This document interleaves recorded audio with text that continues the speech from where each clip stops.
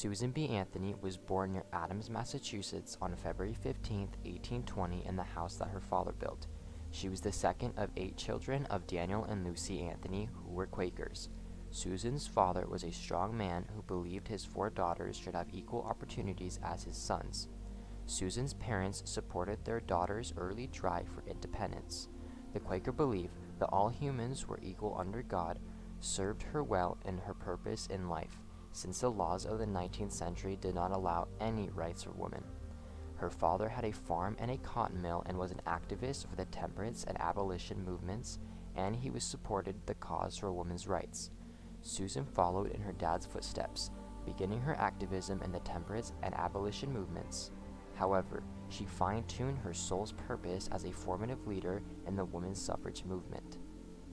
Susan B. Anthony's great purpose in life was breaking barriers for women's independence and equal rights, as she was one of the most invincible revolutionaries in the 19th century U.S. women's suffrage movement, as quoted, "the woman who dared." On July 19th and 20th, 4 Quaker women and Elizabeth Cady Stanton organized the first Women's Rights Convention. Then, on August 2nd, at the follow-up to the Women's Rights Convention, Elizabeth Cady Stanton spoke and she wrote the Declaration of Sentiments that called for equal rights for women and the right to vote. The thought of women having the right to vote in that era was revolutionary, and it was also thought to be outrageous. Elizabeth became a bit of a celebrity after the Women's Rights Convention.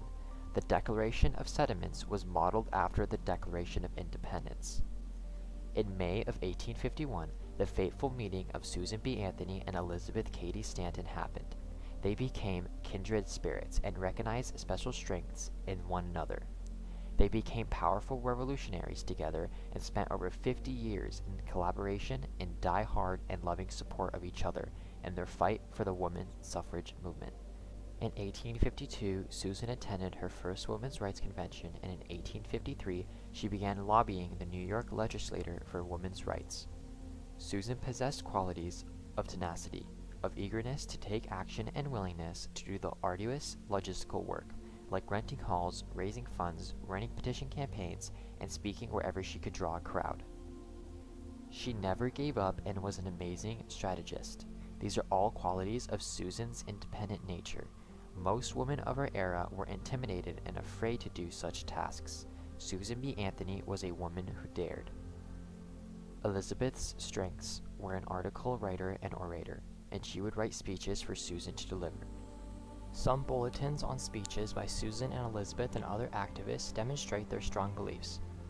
The Revolution was a weekly women's rights newspaper and the official publication of the National Women's Suffrage Association, formed by Susan B. Anthony, who was the publisher to secure women's enfranchisement through a federal constitutional amendment.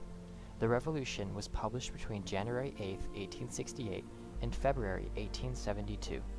The Revolution headquarters were in a tall building to the right. In 1869, the first women's suffrage convention was held in Washington, D.C., and Susan co-founded the National Women's Suffrage Association with Elizabeth.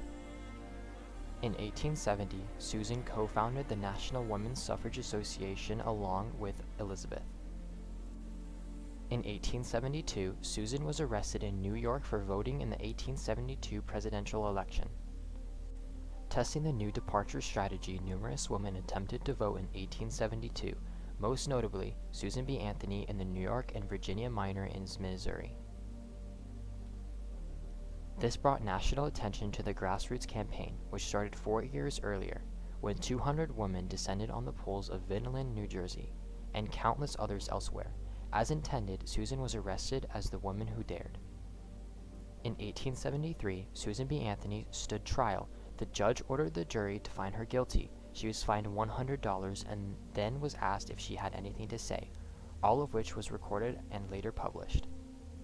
She refused to pay the $100 fine, but was not imprisoned, and she could not appeal the verdict. Susan was called and quoted the Invincible Susan B. Anthony and quoted the woman who dared. In 1890, the National Women's Suffrage Association was formed and Susan is named the vice president. The National Suffrage Association was the result of the merger between the two rival factions, the National Women's Suffrage Association, NWSA, led by Elizabeth Cady Stanton and Susan B. Anthony, and the American Women's Suffrage Association, AWSA, led by Lucy Stone, Henry Blackwell, and Julia Ward Howe.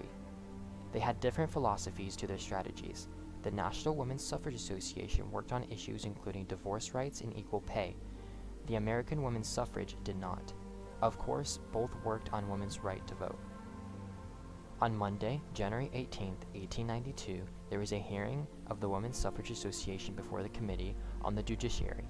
Susan, Elizabeth, and Isabella Beecher Hooker each gave a speech to the judiciary. Also in 1892, Susan was elected president of the National Women's Suffrage Association, after Elizabeth had held that office before her. In 1998, The Life and Work of Susan B. Anthony, A Story of Evolution of the Status of Women, was published by Ida Houston Harper. Susan's strategy was establishing a press bureau to feed articles on women's suffrage to the national and local press. Ida wrote the book in Susan's attic. By 1900s, 4 states had granted full suffrage to women: Utah, Wyoming, Colorado, and Idaho. Also in 1900, Susan retires as president of the National Women's Suffrage Association. She also pledges the cash value of her life insurance to meet the University of Rochester's financial demands for the admission of women into the university. In 1902, Elizabeth Cady Stanton died in New York City at the age of 87. Elizabeth's death affected Susan greatly. They had been such close friends, collaborators, and revolutionaries together for over 50 years for the independence and equal rights of women and the fight for the women's suffrage. Also in 1902, Susan delivered the keynote address to the New York State Nurses Convention, advocating for the standardization of training and state registration of nurses.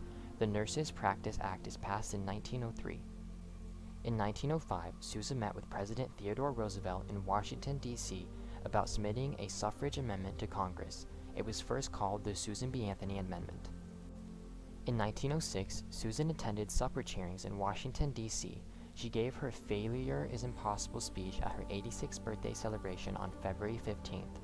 She was given accolades from European delegates and President Roosevelt for her long-standing work on women's suffrage. It was her last speech. Susan B. Anthony died 1 month later on her Madison Street home on March 13, 1906 in Rochester, New York. In 1920, on May 19th, the amendment to the U.S. Constitution, also known as the Anthony Amendment, granted all U.S. women over the age of 21 the right to vote. This was done 40 years after it had been written by Susan. Neither Susan nor Elizabeth lived long enough to be granted their legal right to vote as women, and to see that their work had prevailed. The amendment stated, "The right of citizens of the United States to vote shall not be denied or abridged by the United States or by any state on the account of sex." In 1978, on October 10th, the 19th Amendment of the U.S. Constitution was approved by Congress and signed into law by President Jimmy Carter. The Susan B. Anthony dollar coin was created to honor Susan B. Anthony as a powerful social reformer in the U.S.